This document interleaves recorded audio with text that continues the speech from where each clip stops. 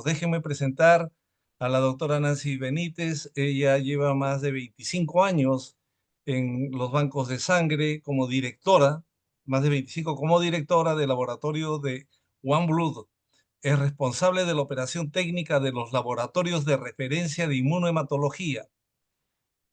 Ha completado la formación de especialista en bancos de sangre, ¿no? En el Hospital Diacons de Boston, y obtuvo una maestría en gestión sanitaria en la Universidad Nova. También la doctora Nancy ha capacitado a numerosos miembros, entre los que me incluyo, ¿no?, del personal en el sur de Florida y América Central y del Sur durante muchos años. Forma parte también de la junta directiva, ¿no?, de la SCABB de IRL, del laboratorio de referencia de la ABB y de los comités del programa de donantes raros. No es sino para nosotros un placer, un orgullo y un honor tenerla, doctora. Así que en aras del tiempo le vamos a dar el uso de la palabra y muchas gracias por la deferencia para poder compartir con nosotros sus conocimientos. Adelante. Perfecto. Buenas Buenas noches. noches. ¿Cómo están, queridos amigos? ¿Cómo está, doctor Leiva? Le quería, antes de comenzar, quiero darle las gracias a la Sociedad Bien, Peruana de bien. Hematología y ¿me oyen bien, verdad?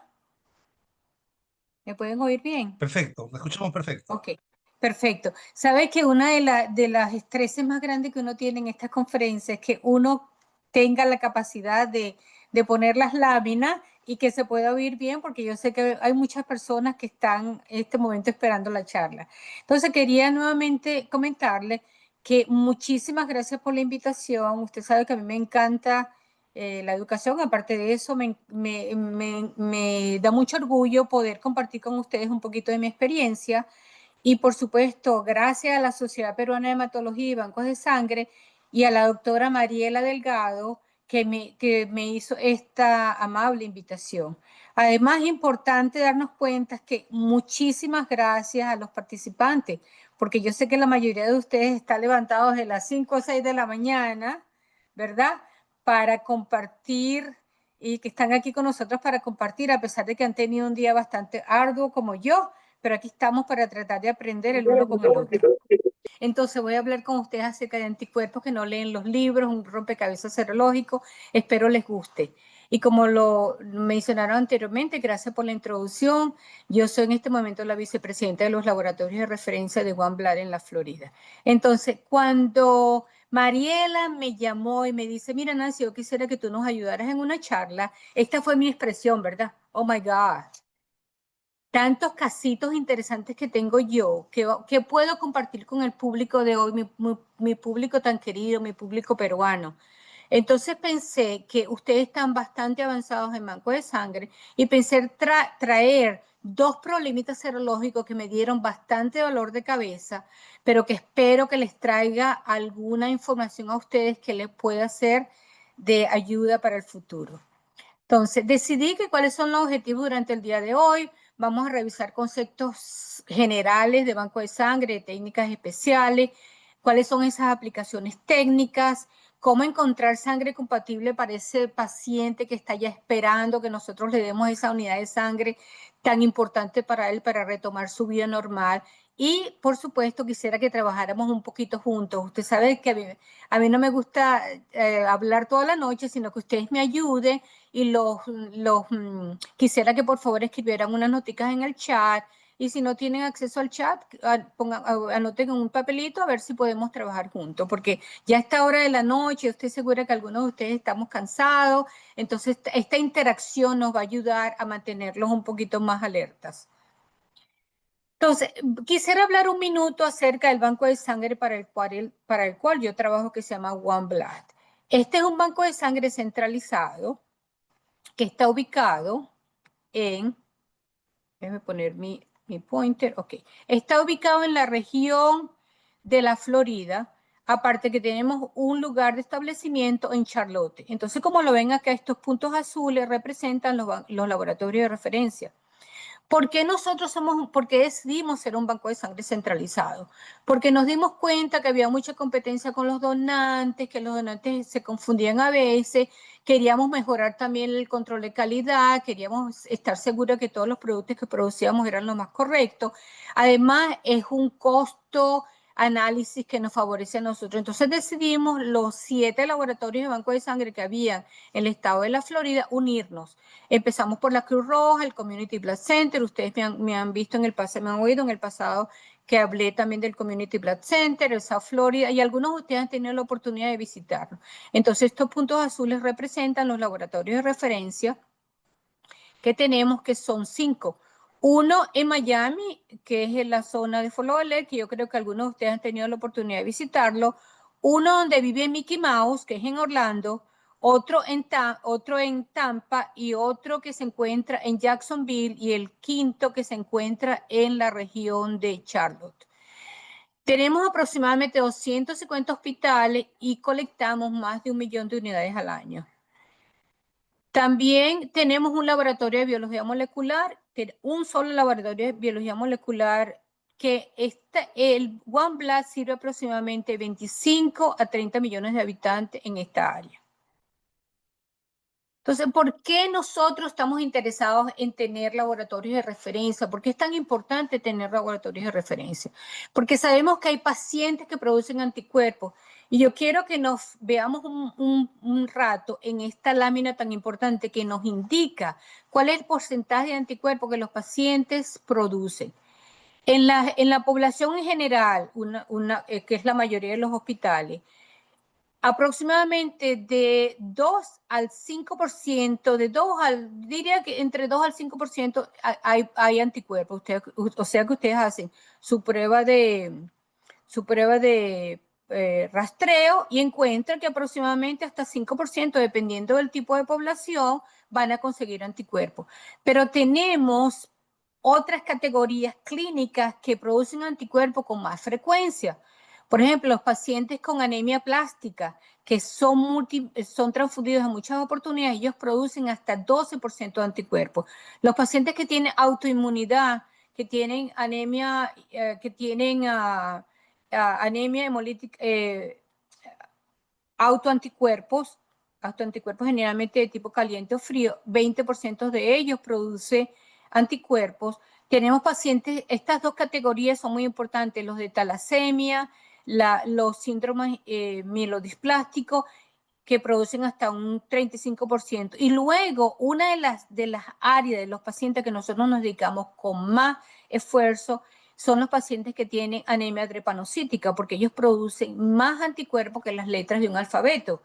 A veces tenemos pacientes que producen entre 5 hasta 12 anticuerpos producen estos pacientes. ¿Por qué? Porque ellos son transfundidos con mucha frecuencia y la frecuencia es corta de la transfusión.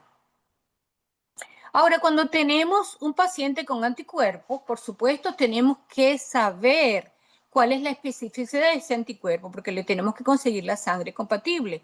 Entonces, nosotros utilizamos esta herramienta, que ustedes la han visto en varias oportunidades, que yo llamo la herramienta del banco de sangre, que es como cuando uno pierde un caucho, se daña un caucho, uno tiene que tener todos sus instrumentos, como un gato, etcétera, para resolver la situación. Igualmente pasa en el banco de sangre, tenemos que tener suficientes reactivos para la determinación de ABO de RH, tenemos que tener reactivos para la prueba de rastreo. Y la prueba de rastreo es la que nos va a decir si el paciente tiene inicialmente anticuerpos. Esto es sumamente importante.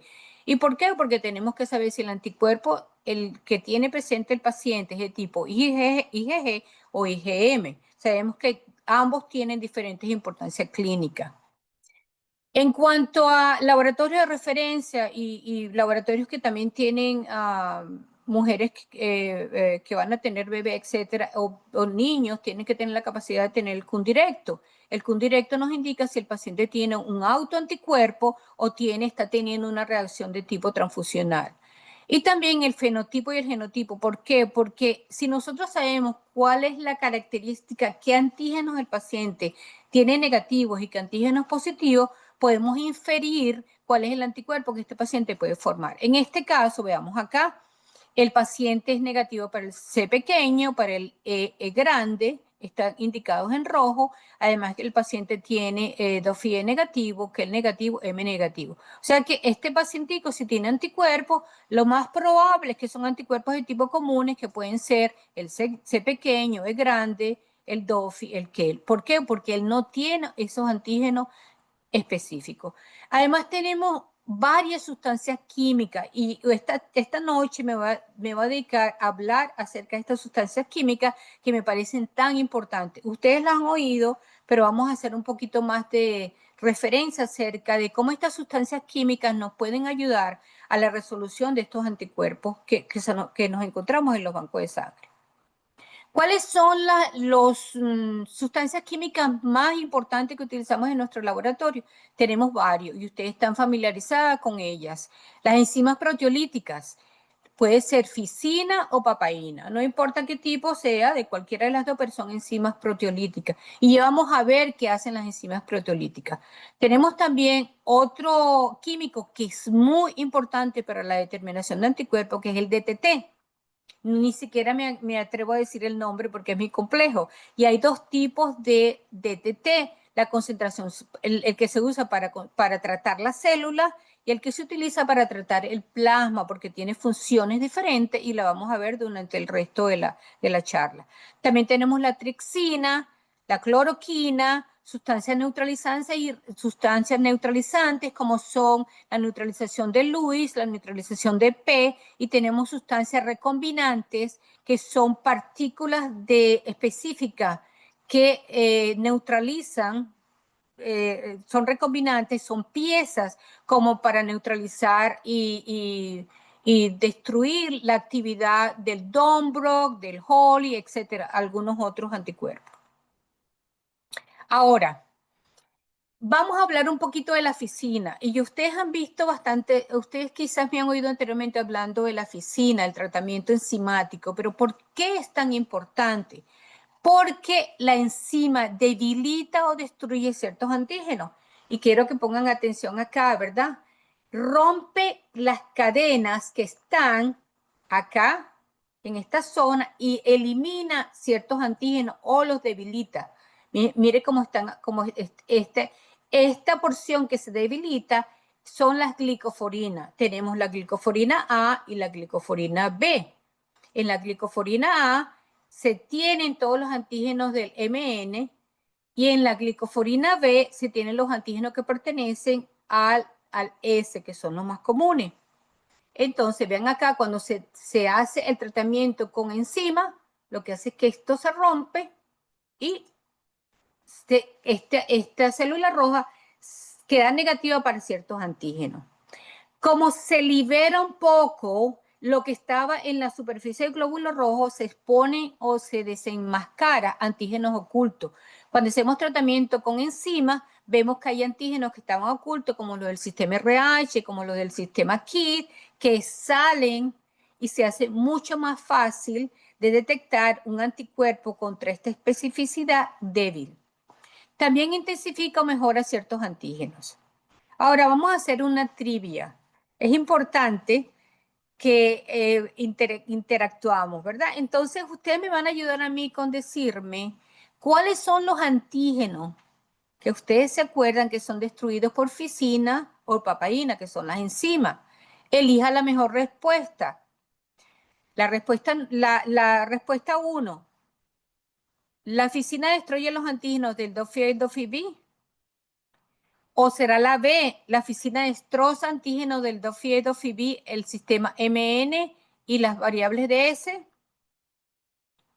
¿O destroza antígenos en todo lo que dije anteriormente, DOFI y DOFI-B, MN, variables de S? Además destroza antígenos en el sistema Garbage, en el Chido y Roger, el India, el JMH, el NA o el PR.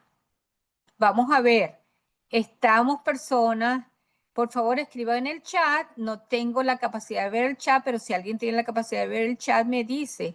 Les voy a dar unos minuticos para que vean, para ver qué piensan ustedes, cuál es la mejor respuesta de todas estas. ¿Tenemos algo en el chat? Sí, que no lo tenemos la puede. respuesta B. La respuesta B, ok. Vamos a ver qué dice qué dice el panel. Vemos acá, elegir la mejor respuesta. Antígenos F-B. No es, sí lo destruye, pero no es el exacto. Como ustedes lo han dicho, el Dofi-B, MNS antígeno es cierto, pero la más apropiada de la respuesta es la número 3. ¿Por qué? Porque no solamente destruye las enzimas, no solamente destruye antígeno en el sistema Duffy, en el MN, en las variantes en S, pero también destruye antígenos en los sistemas Gerbich, específicamente el Gerbich 2, el Gerbich 4. También destroza antígenos en el Shadow, Roger, en el Indian, y todo esto, esta es la respuesta más importante. Eso es lo que yo quiero que quede con nosotros esta noche, que no solamente destroza antígenos comunes en los glóbulos rojos, pero también destroza antígenos que destrozan más antígenos más allá, sobre todo cuando tenemos un paciente que tiene anticuerpos. Por eso, ya a partir de mañana, ustedes saben que la oficina no solamente destroza los comunes, pero también hay antígenos de alta prevalencia y otros de baja prevalencia que también pueden ser destruidos por las enzimas.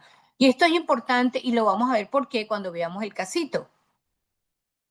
Seguimos. El segundo químico que les quiero hablar durante la noche de hoy es el DTT. El DTT es un químico que es una sustancia química que altera los enlaces disulfuro en la membrana de los glóbulos rojos, que son estos enlaces que están acá. Además, también altera los enlaces disulfúricos en el plasma. ¿Por qué es importante?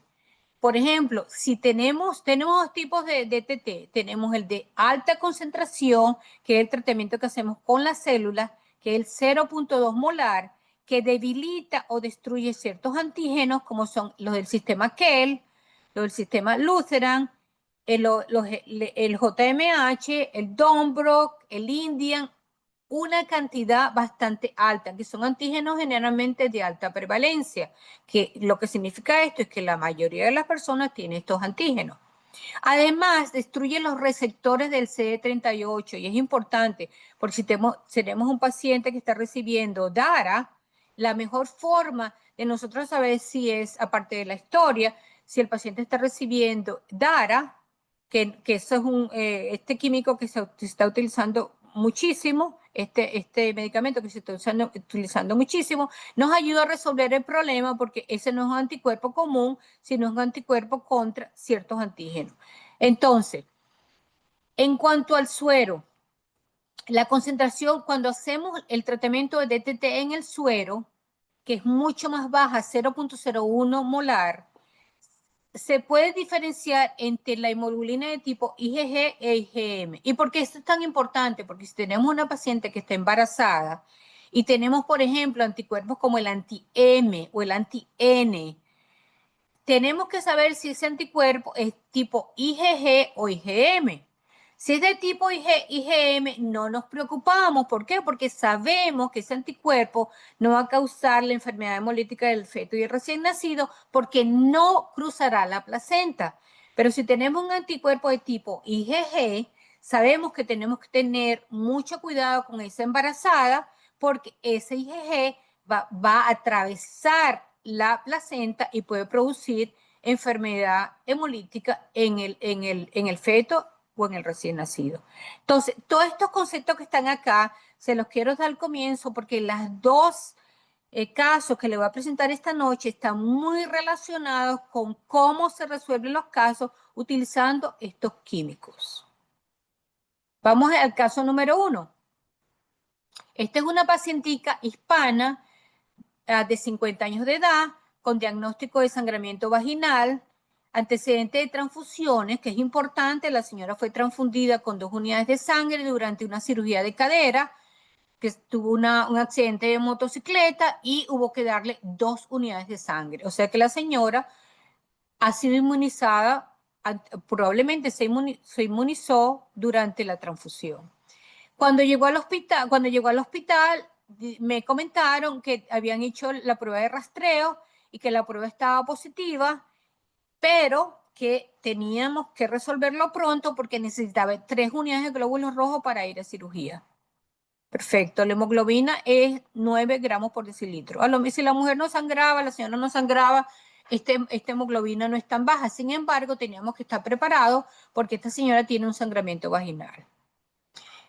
Cuando nos refirieron este caso al laboratorio de referencia, yo saqué mi cajita de herramientas, ¿verdad? La primera caja de herramientas es la siguiente. Vamos a hacer el ABO.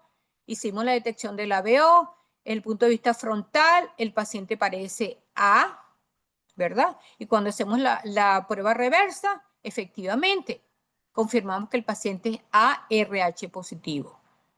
Cuando hicimos la prueba de antiglobulina humana, la directa nos dio negativo. Cuando hacemos la prueba de rastreo, vemos que a temperatura inmediata la prueba de rastreo está negativa y les insisto, la prueba de rastreo, porque yo sé que hay varios niveles acá, la prueba de rastreo es la que nos indica si el paciente tiene anticuerpos en el suero. Entonces, en la temperatura inmediata, todo negativo, a 37 grados todo está negativo, pero vean acá cómo a la fase de antiglobulina humana tenemos todo positivo, 2 cruces, 2 cruces, 2 cruces. Y el autocontrol, que siempre es importante correrlo para saber si tenemos un autoanticuerpo mezclado con un anticuerpo, el autocontrol está negativo, lo que nos dice que no estamos en la presencia de un autoanticuerpo, lo que tenemos son haloanticuerpos. Además, el autocontrol nos confirma que es negativo y la prueba de que un directo está negativo, no hay autoinmunización. Cuando tenemos una prueba de rastreo positiva, necesitamos identificar cuál es el anticuerpo, ¿verdad? Hay que ponerle nombre y apellido a ese anticuerpo. ¿Qué hacemos?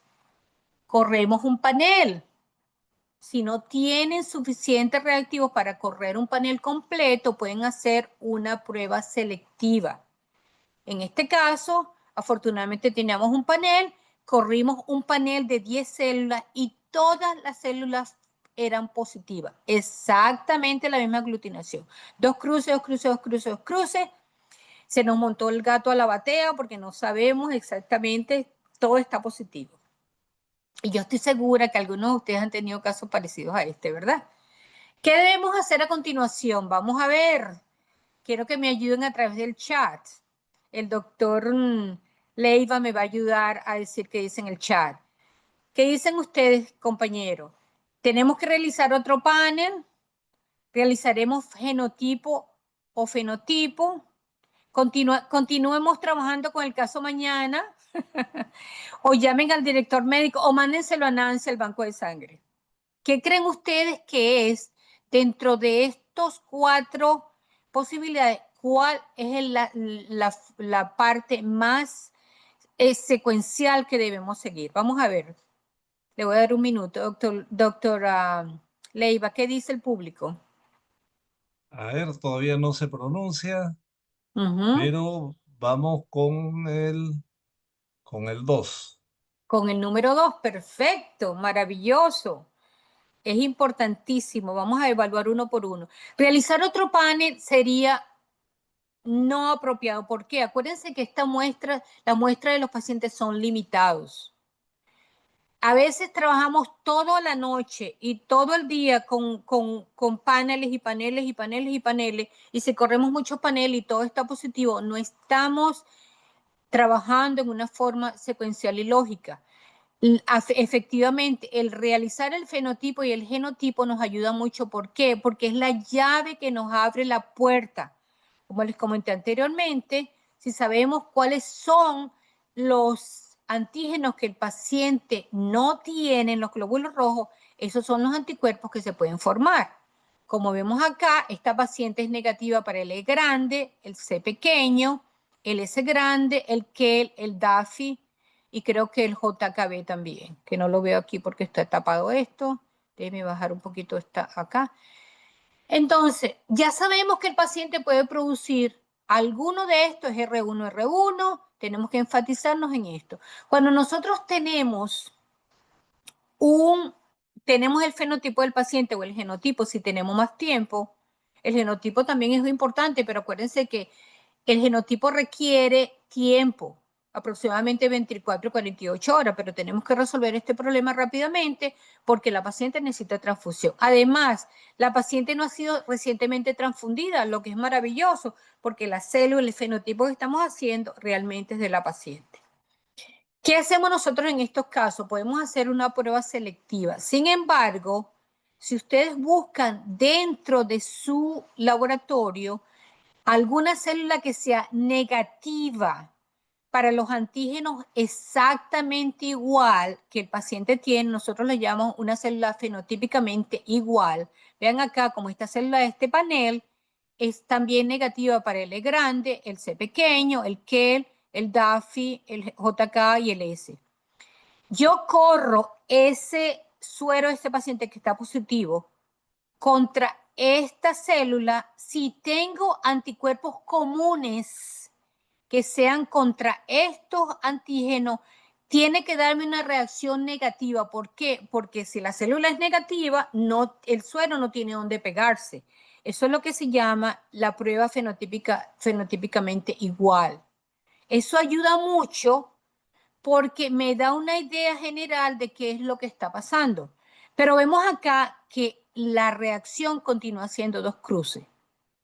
Vean acá que lamentablemente esto no me ayudó mucho, pero lo que me trató de ayudar es, hay algo más que anticuerpos comunes de los glóbulos rojos. ¿Qué debemos hacer a continuación? Vamos a nuevamente, les pido que me ayuden. Ya sabemos que pareciera que no fueran anticuerpos comunes porque la célula que es igualita al paciente está positiva. ¿Qué vamos a hacer? Vamos a hacer otro panel. Llamemos a nuestro médico para obtener orientación. A ellos no les gusta porque dicen que nosotros somos los especialistas. ¿Continuemos trabajando en el caso mañana o utilizamos pruebas químicas que nos podrían ayudar? ¿Qué dice el público?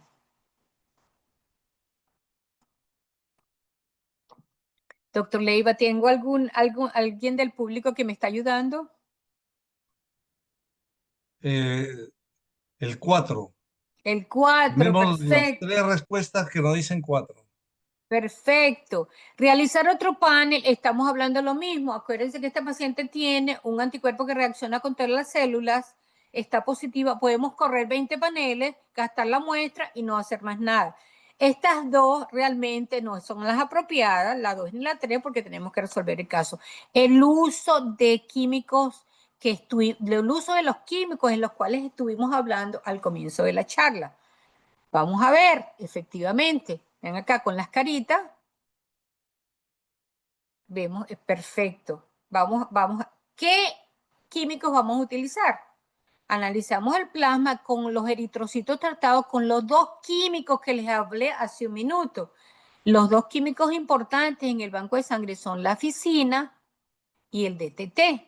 Son los más fáciles de preparar, son los que se encuentran ampliamente, no hay ningún problema en conseguirlo y son muy, muy simples estas técnicas.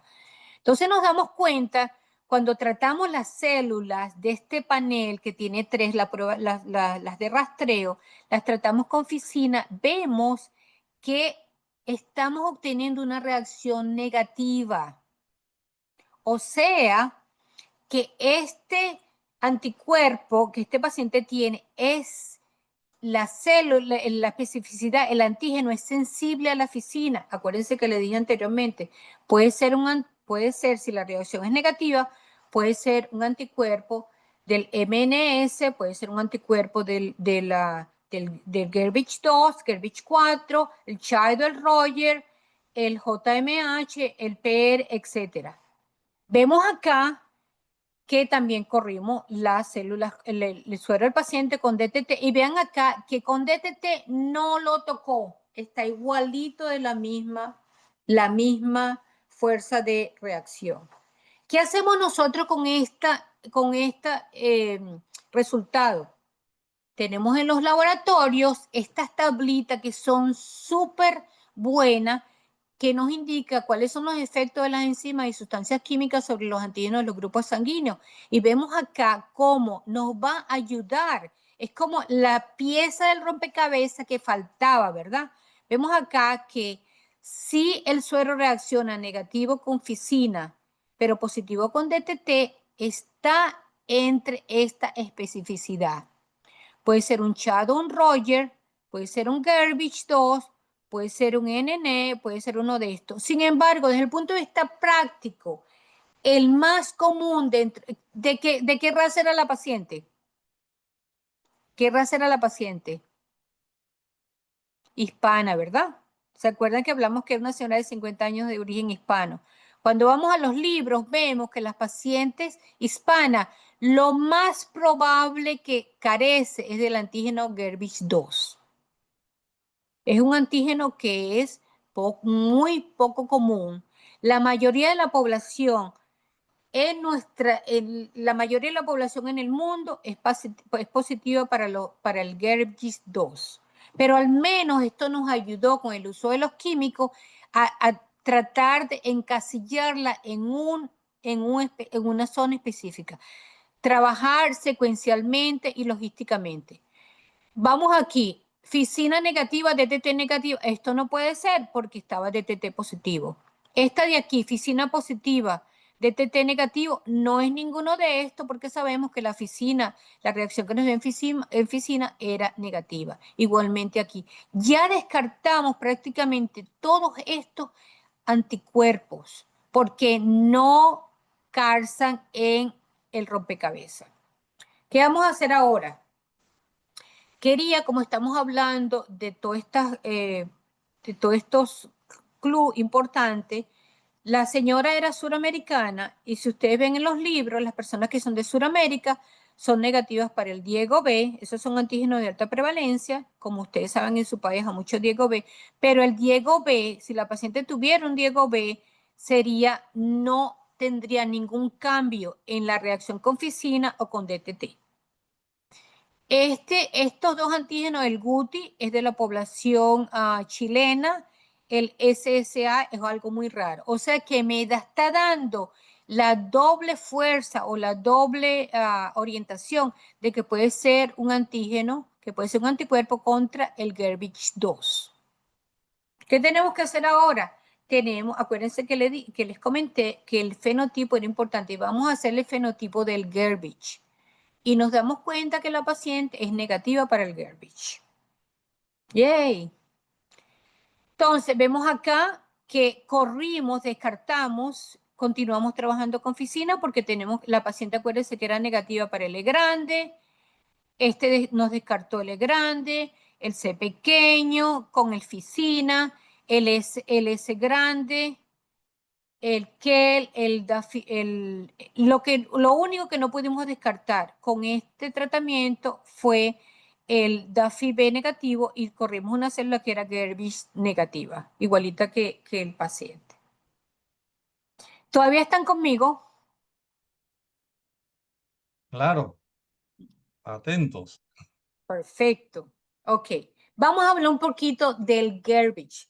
Y les dije, lo que les traigo hoy, lo que decidí tomar son anticuerpos que no leen los libros, son anticuerpos que no son comunes, porque yo sé que ustedes están muy ya adelantados en bancos de sangre. Vamos a hablar un poquito del Gerbich. El Gerbich 2 y el Gerbich 4 presenta mayor sensibilidad con enzimas. Sin embargo, el Gerbich 3 es resistente a las ficinas. Déjenme nuevamente poner acá esto. Cuando nosotros tratamos, está en la cianoglicoforina D y C. Cuando nosotros tratamos las células rojas con ficina, esta glicoforina la quitamos, la C y la D también, y por eso nos dio un resultado negativo. Sin embargo, dentro del sistema Gerbich, que son 11, está también el Gerbich 3, que el Gerbich 3 es resistente a la ficina. ¿Por qué? Porque es un antígeno que está incrustado casi en la membrana del glóbulo rojo. Y si está tan incrustado en la membrana del glóbulo rojo, la ficina o las enzimas no lo puede alcanzar, por lo tanto no lo puede destruir. Entonces, nuevamente, los antígenos del sistema Gerbich que son destruidos con enzimas son el 2, y el 4 porque están más expuestos en la membrana del glóbulo rojo. Todos los antígenos del sistema Gerby son sensibles a tripsina.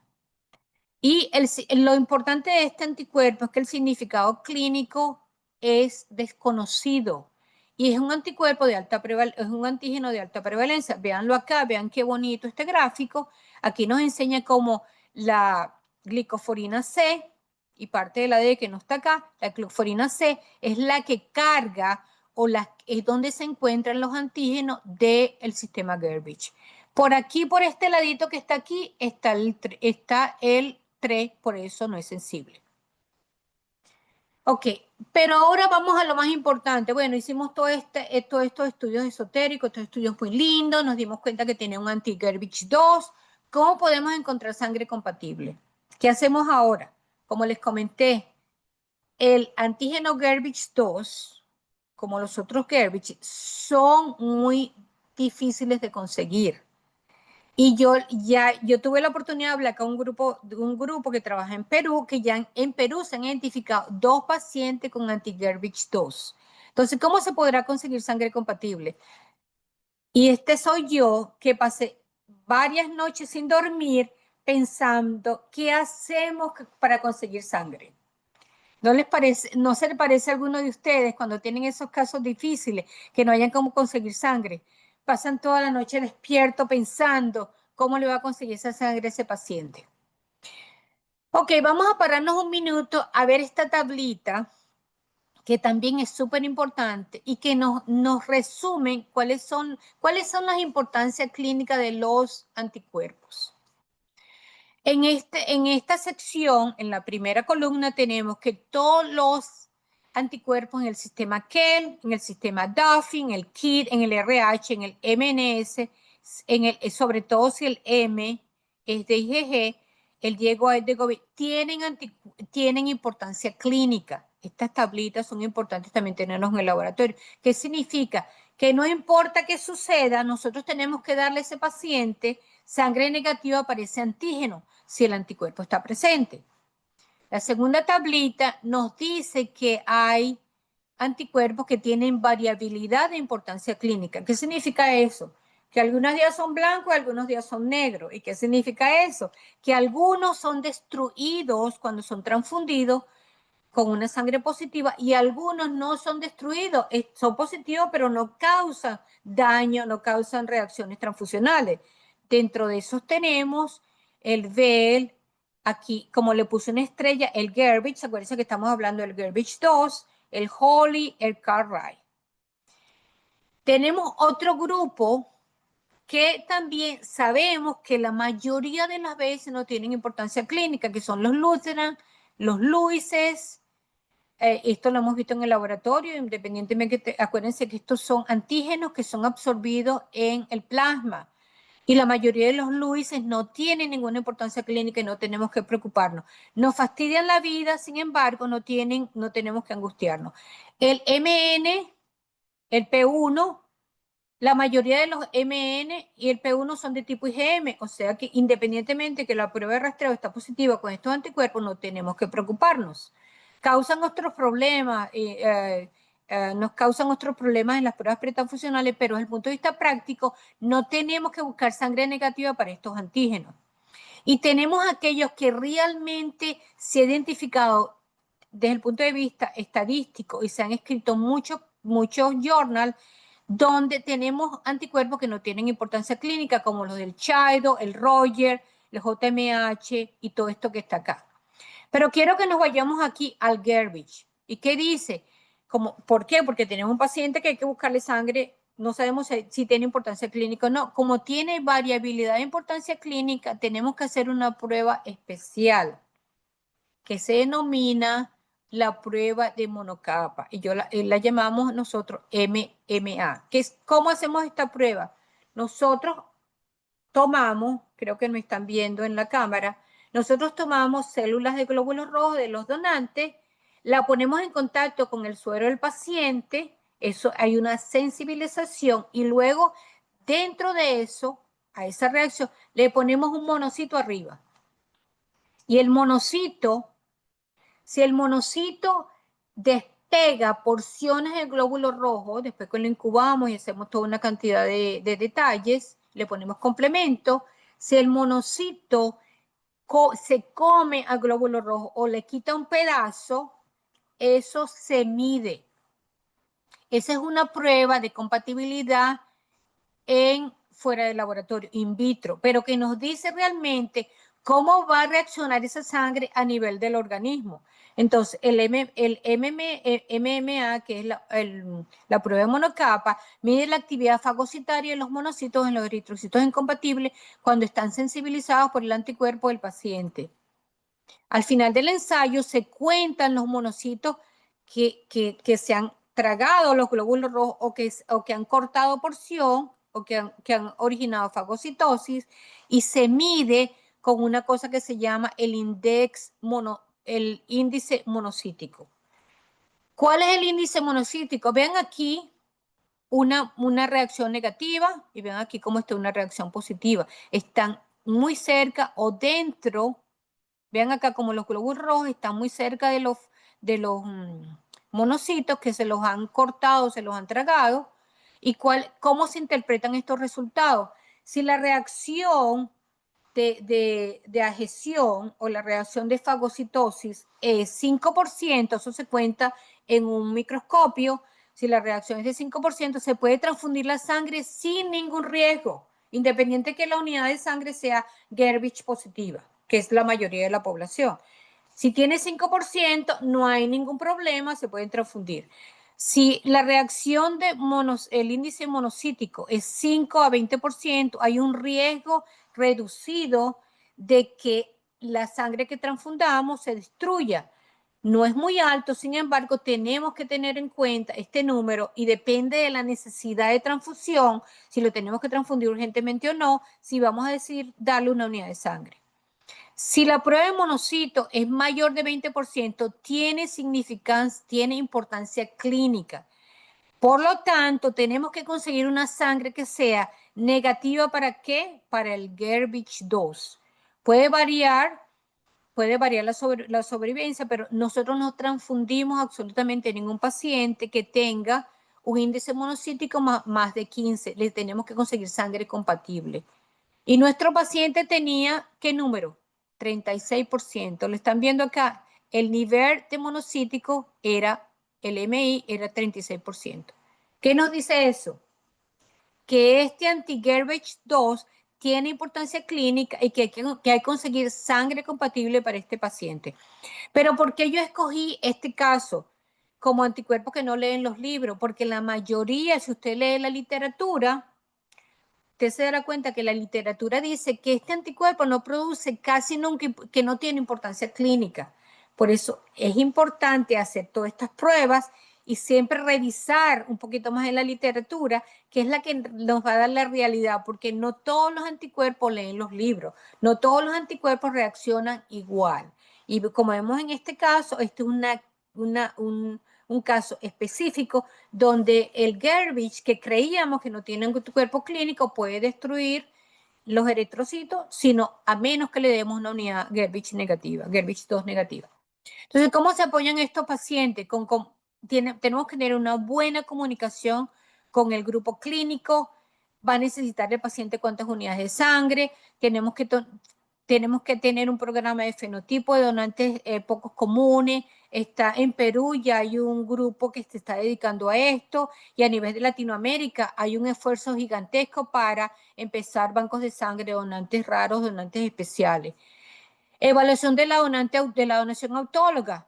Esta paciente necesitaba cirugía, pero a lo mejor después que ella salga de su cirugía, ella puede ser un donante de donación autóloga en caso de que tenemos otro paciente que tenga el mismo anticuerpo, o para ella misma en el futuro, si podemos hacerle si necesita una cirugía en el futuro, se puede colectar unidades de sangre pre-transfusión, pre-cirugía, por supuesto con hierro, etcétera, etcétera, y se le administra esa unidad autóloga. Hay que evaluar a los hermanos y los familiares. ¿Por qué? Porque de cada 4 hermanos, 2 que sean de la misma padre, el mismo padre y la misma madre, son compatibles con el paciente. Nosotros teníamos una paciente que necesitó 2 unidades de Gerbich 2 y dos hermanos de 8 hermanos que ella tenía resultaron compatibles. Bingo. Afortunadamente nos ayudaron muchísimo. El centro de donantes raros, algunas veces que tenemos anticuerpos que son tan difíciles que no se consiguen en el país, no se consiguen en Perú ni se consiguen en Latinoamérica, pero que se pueden conseguir a través del Centro de Donantes Raros que se encuentra ubicado en Pensilvania. Inclusive yo he tenido la oportunidad de mandar unidades raras desde nuestro laboratorio de Miami a algunos países como Brasil, hemos mandado unidades de sangre rara a, a Colombia, etcétera. Y tiene que haber los servicios de protocolo de banco de sangre tienen que ser muy claros cuando tienen un anticuerpo que tiene una especificidad contra un antígeno de alta prevalencia. Y también utilizar la hemodilución. La hemodilución es que se colectan 1 o 2 unidades de sangre cuando el paciente está preoperatorio y se mantiene esa unidad de sangre allí. Es como una donación autóloga hasta que el paciente empiece a sangrar y se transfunde nuevamente. O se puede también utilizar lo que se llama el método del sándwich, que es que al comienzo de la cirugía se coloca sangre compatible, después cuando el paciente empieza a sangrar mucho, se coloca sangre incompatible y se deja alguna unidad para cerrar, donde el paciente ya el nivel de sangramiento ha mejorado. Y esta soy yo celebrando, bailando, ¿verdad? Una bachata cuando conseguimos un donante que sea de grupo raro y que podemos tener sangre compatible para este paciente. Estas fueron las referencias de este casito. Ok, ¿están listos para el segundo caso? ¿Cómo estamos? Bien, Perfecto. continuamos. Ahí el doctor René Cárdenas está atento para seguirnos. Perfecto. Vamos a hablar del segundo caso. El segundo caso le va a gustar a todos ustedes también. Este es un casito que decidí. Lamentablemente, el pointer está muy rápido. Entonces, este es un niño que una niña nació de 2.8 kilogramos de tipo de sangre B positivo. El suero estaba con hiperbilirrubina. La bilirrubina era 6.9 gramos por decilitro. Hemoglobina estaba relativamente normal, la prueba de Cundirect estaba positivo y con el suero IgG. En cuanto a la madre, una mujer haitiana de 26 años de edad, de tipo O negativo, y se le hizo una rutina cuidado prenatal porque cuando la mujer es O negativa hay que ponerle la inmunoglobulina anti-RH y había recibido su inmunoglobulina anti-RH sin ningún problema. Sin embargo, se hizo el diagnóstico de enfermedad hemolítica del recién nacido de tipo ABO, que generalmente no tiene ningún problema, ¿verdad? El niño es de tipo B, la madre es de tipo O, negativo, que estábamos más preocupados por lo negativo, pero ella recibió una inmunoglobulina anti-RH. ¿Qué sucede?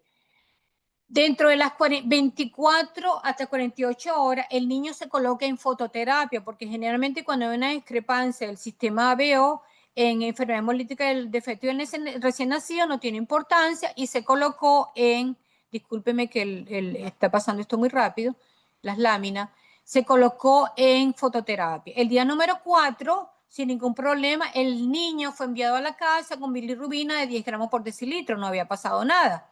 El día número 5, el niño reingresa al hospital con vómitos, heces blandas, ictericia, fue trasladado a la urgencia. Vemos que la bilirrubina subió mucho a 13 miligramos por decilitro, el recuento de plaquetas estaba relativamente normal, los análisis del laboratorio fueron prácticamente normales. Para todas otras cosas. La de radiografía mostró gastroenteritis, se inició tratamiento antimicrobiano y el plasma del paciente, cuando se le hizo al niño la titulación de anticuerpos, vimos que tenía un IgG circulante anti-B con un título de 1 a 4. Hasta el momento parece un casito totalmente normal y si está el doctor, si están algunos expertos en ABO, se dan cuenta que esto no debería tener ninguna importancia clínica. Sin embargo, vemos que el niño reentró al hospital. Cuando reentró al hospital, se le hizo la titulación a la madre del anticuerpo en el plasma y el título materno fue del anti-B extremadamente alto, 1 en 512 de tipo IgM y 1 en 1024 de tipo IgG. Esto es muy alto cuando se trata del sistema ABO, ¿verdad? ¿Qué otra cosa fue importante en este caso? Que cuando se hizo el ABO del niño, la tecnóloga se dio cuenta que la expresión del antígeno B era muy alta, era 4 cruces muy fuerte. Y ustedes, si se acuerdan, los antígenos del sistema ABO duran aproximadamente de hasta 3 meses, 4 meses para intensificarse, pero este antígeno, este ABO de este niño era antígeno B extremadamente fuerte. Entonces, ¿qué sucede? El día 8, el niño entra en hipotensión aguda, requiriendo intubación endotraqueal, y el hematocrito empezó a bajar, recibió aproximadamente transfusión de 7 mililitros por kilogramo de glóbulos rojos, también se transfundió con grupo AB. La bilirrubina continuó subiendo a 18 gramos por decilitro. Ahí se empezó a notar una disfunción multiorgánica en el bebé. Todos los otros resultados de laboratorio estaban alterados. Las plaquetas empezaron a bajar 27%. Y se empezó a notar que lo que el niño tenía era una reacción parecida a la que observamos cuando el paciente tiene una discrepancia de ABO, de que se transfundió un paciente con una discrepancia de ABO, una reacción hemolítica. El día 9 se hizo una exsanguinotransfusión, el hematocrito subió un poco, pero el niño continuó agravándose con acidosis, inestabilidad hemodinámica, insuficiencia orgánica terminal, y se le trató de hacer otra exsanguinotransfusión y lamentablemente el niño falleció. De verdad que este caso se los quiero traer a ustedes porque la mayoría de nosotros tiene en mente, incluyéndome a mí, que la enfermedad hemolítica del recién nacido y el feto del sistema ABO no tiene importancia clínica, muy poca. Sin embargo, que vemos en este caso específico que lamentablemente el niño murió. Entonces, ¿cuál es lo que tenemos? ¿Por qué pasó esto? Este niño presentó una respuesta atípica grave y fulminante que parece nuevamente a la observada en una reacción transfusional con discrepancia de tipo ABO. ¿Por qué sucedió esto? Porque se han descrito que hay determinados grupos étnicos que las reacciones hemolíticas, enfermedad hemolítica del recién nacido son diferentes. Por ejemplo, si la paciente es de descendiente afroamericano, si la madre es de grupo O y el neonato es de grupo B y el antígeno estaba bien, altos niveles de anticuerpos anti-B en la madre y su hemoglobulina materna era muy alta, era más de 1000, hay una expresión poco común del antígeno B en los glóbulos rojos de recién nacido. Esto, lo que llaman ellos el pentámero. Estas 5 características, ser afroamericano, ser de grupo, discrepancia de ABO, altos niveles de anticuerpos, tanto en el niño como en la madre, tipo IgG, y además una alta expresión del antígeno B en el bebé, en el recién nacido, nos puede dar una clave que este tipo de pacientes se pueden complicar. ¿Por qué? Porque se han descubierto que ellos tienen el sistema BO de los pacientes de Haití, de algunas zonas de clase de color, tienen una expresión un poquito diferente del antígeno B. Esto provoca esto provoca una reacción intravascular grave que está mediada, por supuesto, como es de ABO, mediada por complemento, y fue lo que desarrolló la respuesta inflamatoria sistémica grave que lamentablemente condujo a que el niño falleciera. Entonces, ¿qué sucedió en este caso? Ambos mecanismos de protección naturales fallaron. La madre tenía una isoglutinina muy alta. Sabemos que los ABO, el antígeno ABO no solamente está expresado en la sangre, pero en las diferentes células endoteliales y otros tejidos. Y se han descrito, como lo dije anteriormente, variantes germinales en la glicosiltransferasa de los pacientes afroamericanos de tipo B. Entonces, esto es una llamada a acción, ¿verdad?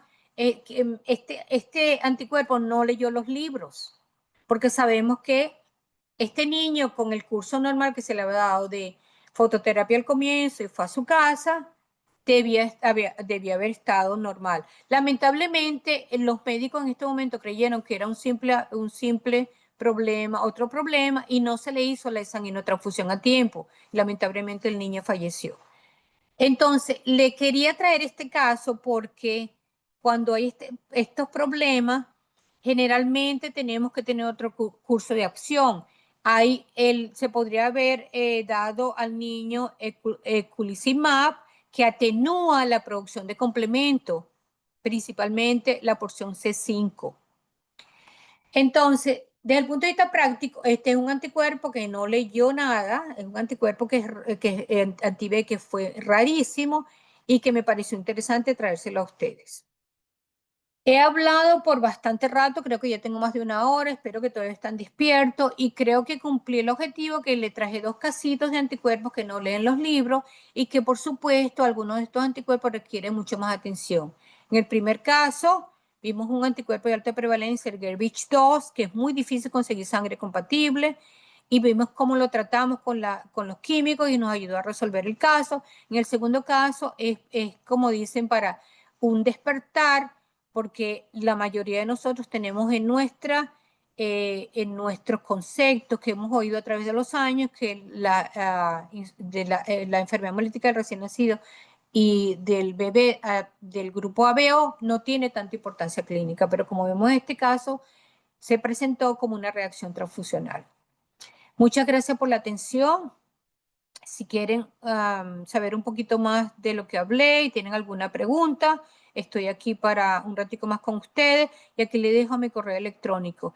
Me disculpan porque no me he dado cuenta que las láminas tenían movimiento y el movimiento fue muy rápido y quizás no pudieron leerlas alguna de ellas. Estoy más que contenta si ustedes me escriben a este correo electrónico de enviarles copias de lo que presenté hoy. Bueno, queremos agradecer a la doctora Nancy Benítez, realmente siempre ilustrativa en forma académica. Vamos a darle pase al doctor René Cárdenas, que quería darnos unas palabras. Adelante, don René. Muchas gracias, Manuelito. En primer lugar, para agradecer a la doctora Nancy Benítez, Nancita, como yo cariñosamente la llamo, porque con Nancy tenemos una amistad de más de 20 años. La conocí en el Banco Municipal de Sangre de Caracas, cuando todavía ella recién comenzaba a ver el tema de la inmunohematología, con la doctora Graciela León y el doctor Jesús Linares. De verdad que me da muchísimo gusto, Nancita, de verte por este medio y agradecerte por las 2 charlas interesantes o los casos que nos ha presentado. Más bien quería hacerte una preguntita sobre el primer caso. Las metodologías que ustedes utilizan todavía en el laboratorio referencial de WAMBLA, ¿es en tubo, en gel o en fase sólida o lo están haciendo en las 3 metodologías? Mire, para los laboratorios de referencia, la mayoría de los casos que nosotros recibimos, primero, doctor Cárdenas, un placer hablar con usted. Lo admiro como Gracias, catedrático, lo admiro como médico. Bueno, usted es un libro abierto y me encanta compartir con usted y aprendo mucho de su experiencia. Doctor Cárdenas, le comento que en el laboratorio de referencia la mayoría de los casos que nosotros recibimos son pacientes que tienen autoanticuerpos y anticuerpos de tipo frío. Aproximadamente yo diría que un 40-50%. Entonces, ¿qué decidimos nosotros desde el punto de vista práctico? Nosotros tenemos lo primero que hacemos cuando recibimos una muestra es que pedimos que las personas que nos van a referir el caso nos manden copia de lo que ellos han hecho, porque eso nos orienta. No importa que lo hayan hecho por gel, que lo hayan hecho por fase sólida o que lo hayan hecho por método de tubo. Sin embargo, nosotros decidimos que íbamos a preservar el método de tubo. ¿Por qué? Porque yo lo llamo el método de oro, porque tenemos diferentes manejos de sustancias químicas que lamentablemente a veces en el método de fase sólida, en el método de gel, se estimulan ciertas reacciones. Sobre todo si tenemos anticuerpos de tipo caliente, autoanticuerpos de tipo caliente. Entonces, utilizamos las tres metodologías, pero la metodología que utilizamos más para utilizar químicos, para hacer absorciones, para hacer elusiones, Bien. para hacer recombinantes, para hacer neutralizaciones, es el método de tubo.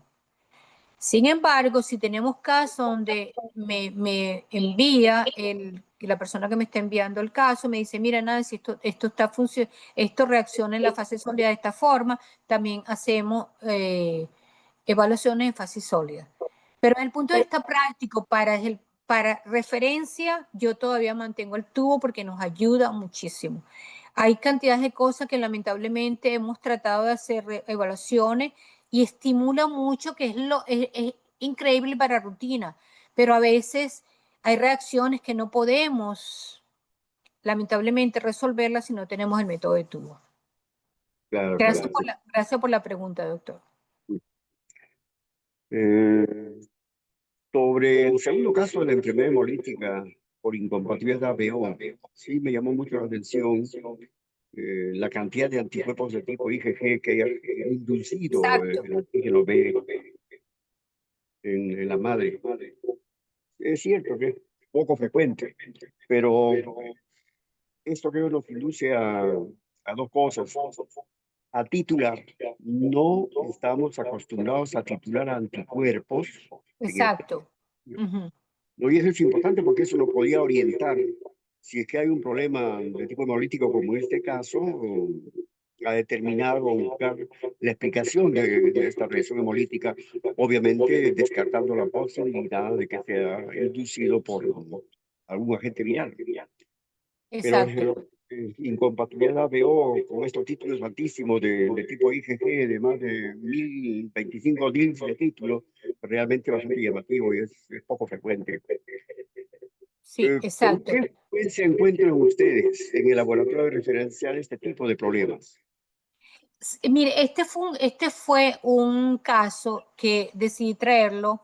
Nosotros generalmente hacemos titulación, pero este caso, ¿por qué es tan importante? Porque no solamente fue la titulación, sino que el tecnólogo que está trabajando en el banco de sangre debe tener como concepto general. Si ustedes ven una paciente, un bebé, que tiene un antígeno de ABO muy fuerte, como lo que se vio en este caso, que fueron 4 cruces, es algo que no es normal, pero que debería llamarnos la atención, y eso fue parte de la discusión que se hizo.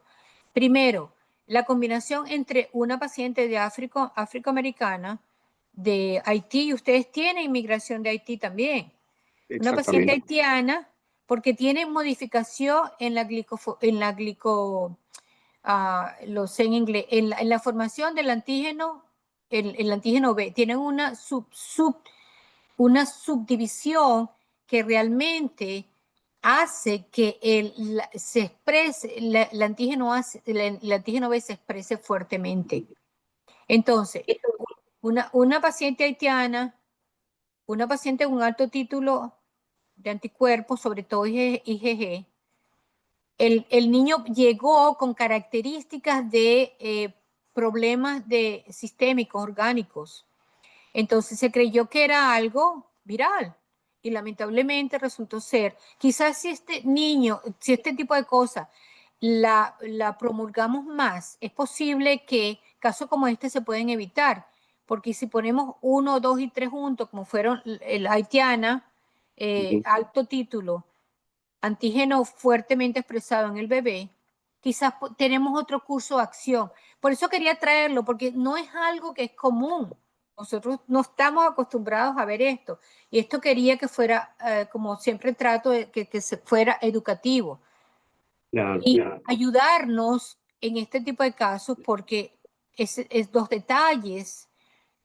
Estamos teniendo poblaciones de todas partes del mundo y tenemos que estar familiarizados con estos tipos específicos de casos. Lamentablemente fue diría yo que no, que nosotros no estamos, este caso nos ha ayudado a cambiar ciertos parámetros en el laboratorio cuando tenemos una determinación de anemia hemolítica del niño de tipo ABO y tenemos mucho más cuidado. Realmente es una llamada a acción. Este caso Eh, fue publicado en el 2023 en Transfusion. Ujú, exactamente.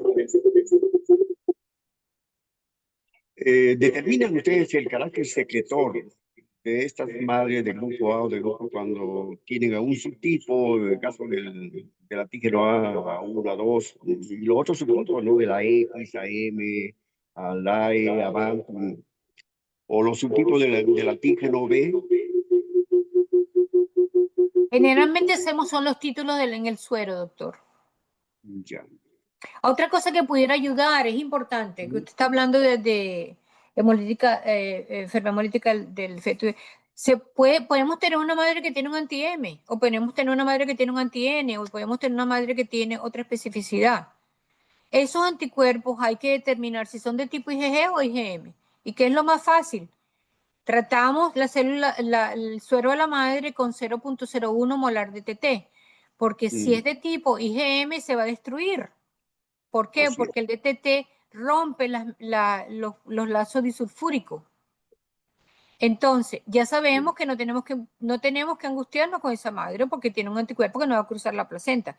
Pero si tenemos una paciente que está embarazada y tiene un IgM de tipo IgG, tenemos que ponerle mucha atención, igualita como que si tuviera un anti-C pequeño, un anti-E grande o cualquier otro anticuerpo que sea de importancia clínica. Porque todos los IgG tienen la posibilidad de cruzar la placenta. A nombre de todos nosotros, muchas gracias. De la Sociedad Peruana de Hemoterapia, Banco de Sangre, muy agradecidos. Perfecto, buenas noches, hasta pronto. Leoncita, buenas noches.